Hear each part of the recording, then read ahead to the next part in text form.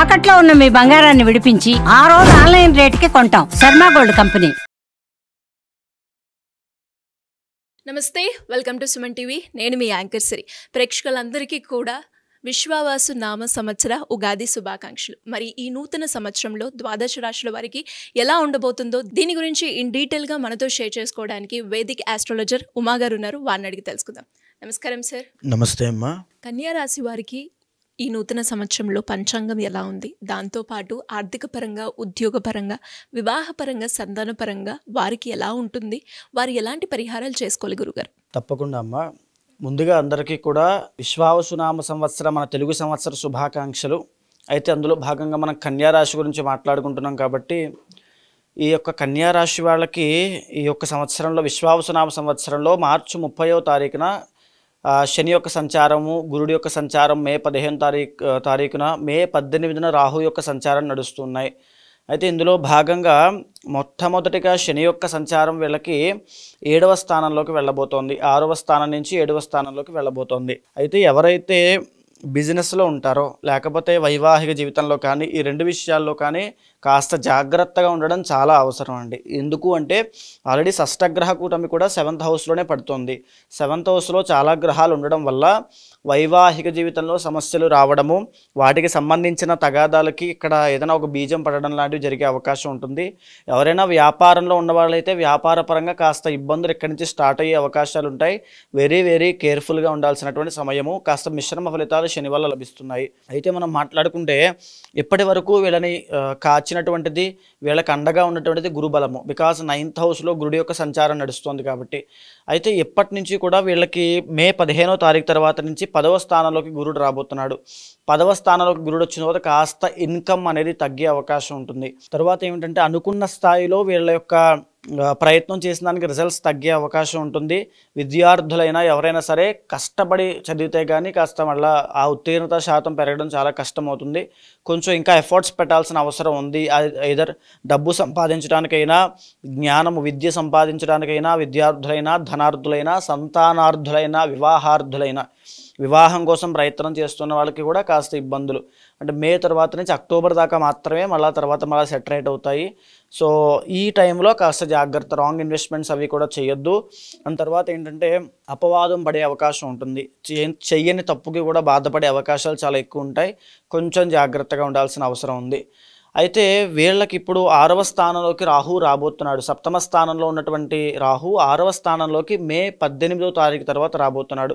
ఈ యొక్క రాహు బలం చాలా అధికంగా ఉండడం వల్ల ఆరోగ్య సమస్యలతో ఇబ్బంది పడే వాళ్ళు ఎవరికైనా సరే ఒక మెరుగైనటువంటి జీవితము, ప్రాపర్ ట్రీట్మెంట్ దొరకడము, ప్రాపర్ డాక్టర్ మెడికేషన్ వల్ల మంచి సెటిల్ అవ్వడం అంతా కూడా, అంటే ఆరోగ్య సమస్యలన్నీ తగ్గిపోతాయి. అంతటి మంచి యోగం పట్టబోతోంది. ఏదైతే గురుబలం తగ్గుతోందో ఆ గురుబలం తగ్గేటువంటి దోషాన్ని ఈ రాహు కాస్త కాపాడుతాడని చెప్పొచ్చు. సో రెండు కూడా బ్యాలెన్స్ చేస్తున్నాడు. దీంతో పాటుగా ఏంటంటే సింహంలోకి కేతు రాబోతున్నాడు. 12వ స్థానంలోకి కేతు. ఎప్పుడైతే 12వ స్థానంలోకి కేతు వస్తాడో కాస్త వైరాగ్యం వైపు వెళ్ళే అవకాశం, దైవారాధన, దైవ చింతన, స్పిరిచువల్గా కనెక్ట్ అవ్వడం, భగవద్ అనుగ్రహం కోసం తీర్థయాత్రలకు వెళ్ళడం లాంటివి ఎన్నో జరిగే అంశాలు ఉంటాయి. ఎక్కువగా భగవంతుడితో గడిపేటువంటి సమయం చాలా అధికంగా ఉంటుంది. అది కూడా ఆల్మోస్ట్ చాలా మంచిదే అని చెప్పచ్చు. అయితే వీళ్ళకి ఈ యొక్క దోషాలతో పాటు ఈ యొక్క వీటితో పాటుగా కొన్ని పీరియడ్ ఆఫ్ టైమ్స్లో మంచి రాజయోగాలు ఉన్నాయి.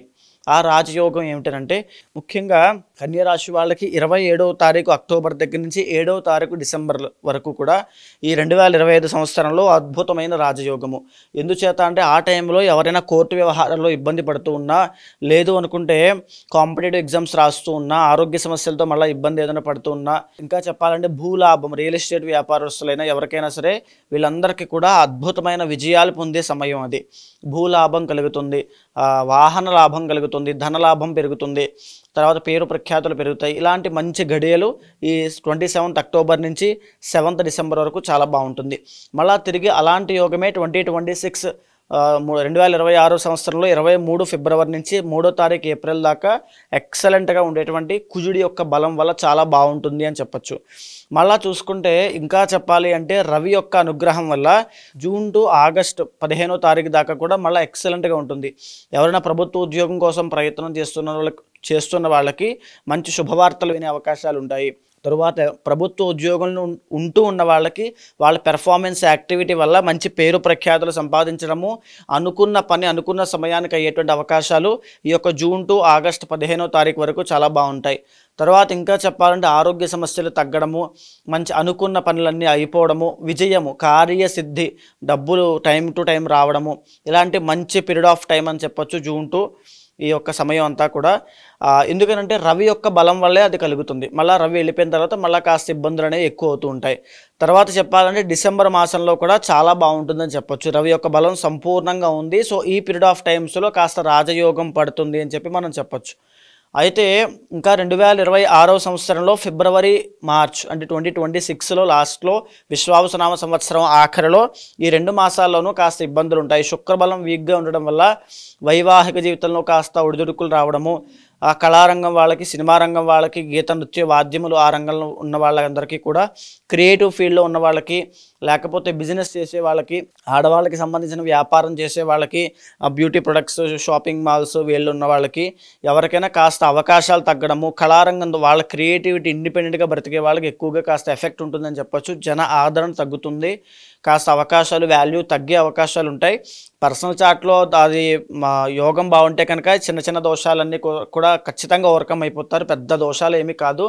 సో కన్యా రాశి వాళ్ళకి ఓవరాల్గా చెప్పాలంటే కాస్త అబోవ్ యావరేజ్గానే చాలా బాగుంది అని చెప్పచ్చు. మీరు పెద్దగా ఇబ్బంది పడేటువంటి ఏమీ లేవు.